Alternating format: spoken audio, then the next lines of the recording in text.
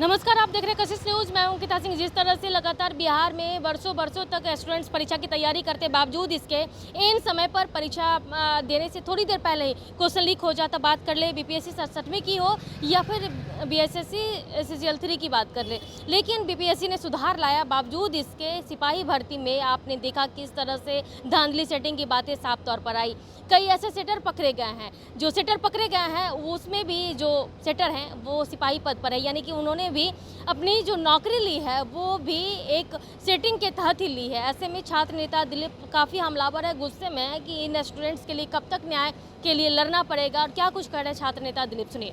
दोस्तों, बिहार पुलिस सिपाही भर्ती परीक्षा का जो पेपर लीक हुआ था उसकी अभी जांच चल रही है और अभी तक जितने लोग गिरफ्तार हुए हैं उनमें जो सेटर गिरफ्तार हुए हैं वो पहले से बिहार पुलिस में सिपाही पद पर नौकरी कर रहे हैं, यानी कि बिहार सरकार में वो नौकरी कर रहे हैं, सरकारी नौकरी कर रहे हैं। और ये भी बात सामने आई है कि वो सिपाही खुद सेटिंग से सिपाही बना था। पिछली बहालियों में सिपाही भर्ती जो पहले हुई थी उनमें वो सेटिंग कराकर सिपाही बना और फिर वो सेटर भी बन गया।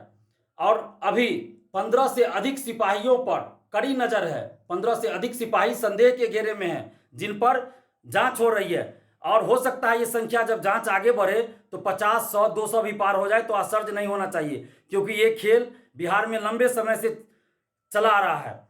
इससे 1.5 साल पहले आप 67वीं बीपीएससी पेपर लीक को देख लीजिए, उसमें भी कई ऐसे लोग गिरफ्तार हुए थे जो पहले से नौकरी कर रहे थे, सरकारी नौकरी कर रहे थे। हम 2019-20 से सरकार से ये मांग कर रहे हैं कि बिहार में पेपर लीक को रोकिए, धांधली सेटिंग को रोकिए और पेपर लीक में संलिप्त लोगों को कठोर से कठोर कानूनी सजा दीजिए, कानूनी कार्रवाई कीजिए।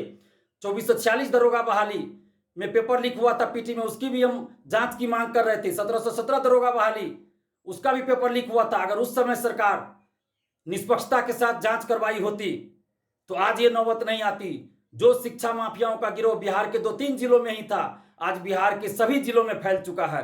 हम 2019-20 में ये बात कह रहे थे कि सरकारी नौकरी में धांधली सेटिंग को रोकिए, पेपर लीक को रोकिए और निष्पक्ष जांच करवाइए, लेकिन उस समय जांच नहीं करवाई गई पेपर लीक की और वही वजह हुआ कि धीरे धीरे गिरोह पूरे बिहार में फैल गया। और आज देखिए, आज सिपाही जो नौकरी कर रहा है वो आज सेटर बन गया। कितने दुख की बात है कि सरकारी नौकरी में रहते हुए कोई सिपाही सेटर बन गया और वो खुद सेटिंग से आया था, खुद सेटिंग करके सेटिंग कराकर सिपाही बना था और खुद सेटर भी बन गया। तो ये खेल लंबे समय से बिहार में चला आ रहा है। हम 1717 दरोगा बहाली, 2446 दरोगा बहाली पीटी का पेपर लीक हुआ था, उस समय भी हमने आंदोलन किया और कहा था कि पेपर लीक की जांच करवाइए। 1717 दरोगा बहाली, 2446 दरोगा बहाली, 2213 दरोगा बहाली, इन तीनों दरोगा बहालियों में खुलकर धांधली सेटिंग हुई और उस समय के चेयरमैन ने खुलेआम तानाशाही रवैया अपनाया। पिछले 10 साल में जितने भी सिपाही भर्ती हुई है, दरोगा भर्ती हुई है, सब में खुलेआम धांधली सेटिंग हुई है। इसके अलावे बीपीएससी से जो बहालियां 10 साल के अंदर हुई है, बीएसएससी से जो बहाली हुई है और भी जो बहालियां हुई है, अगर सब की जांच करवा ली जाए। हम तो सरकार से मांग कर रहे हैं, नीतीश कुमार जी से मांग कर रहे हैं कि पिछले 10 साल में जितने भी सरकारी नौकरी के लिए बहालियां आई है, प्रतियोगी परीक्षाएं आयोजित हुई हैं, उन सब की आप निष्पक्ष जांच एक बार करवा दीजिए।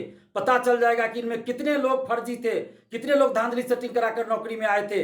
और सिपाही दरोगा में तो बहुत ज्यादा फर्जी निकल जाएंगे जो धांधली सेटिंग कराकर आए थे। 64वीं बीपीएससी में खुलेआम धांधली सेटिंग की बातें सामने आई थी और भी भर्ती में। तो इसलिए हम ये मांग कर रहे हैं सरकार से कि पिछले 10 साल में जितनी भी बहालियां आई है उन सब की आप निष्पक्ष जांच करवाइए और फर्जी लोगों को बाहर कीजिए। और इस सिपाही बहाली में जो भी सिपाही बहाली पेपर लीक में जो भी संलिप्त हो उन सब पे कठोर कानूनी कार्रवाई होनी चाहिए। और अगली परीक्षा जब भी हो सिपाही की, उसमें पारदर्शिता के साथ बहाली हो। और दरोगा भर्ती के लिए भी जो फॉर्म भराया जा रहा है उसको भी निष्पक्षता के साथ उस बहाली को पूरा होना चाहिए और पूरी व्यवस्था के साथ कोई पेपर लीक ना हो, धांधली सेटिंग ना हो और साथ ही पारदर्शिता के साथ बहाली पूरी